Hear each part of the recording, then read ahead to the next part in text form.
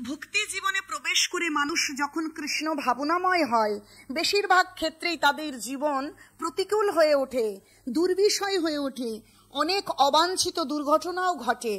আশেপাশে প্রতিবেশীরা এরকম বলে যে আপনারা এইভাবে নাম জপ করছেন, প্রসাদ পাচ্ছেন, সেই জন্য পাপ হচ্ছে, এই জন্য নানা দুর্ঘটনা ঘটছে, আপনাদের জীবনে অনেক খারাপ বিষয় ঘটছে।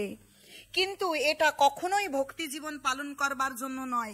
এর প্রকৃত সত্য বা প্রকৃত কারণ হলো পূর্বে অর্জিত সুকৃতি এবং দুষ্কৃতি।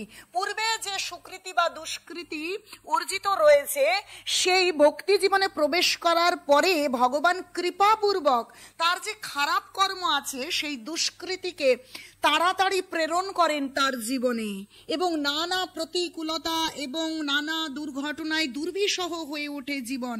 আসলে ভগবান বিশেষ কৃপা করে সেই খারাপ কর্মকে তাড়াতাড়ি প্রেরণ করে, তার খারাপ কর্ম ভোগ হয়ে গেলে সে সুকৃতি এসে যায় এবং সে ভক্তি জীবনের চিন্ময় আনন্দকে উপলব্ধি করবার সুযোগ পায়। তাই ভগবান বিশেষভাবে কৃপা করে সেই খারাপ ফলটা আগে প্রেরণ করেন।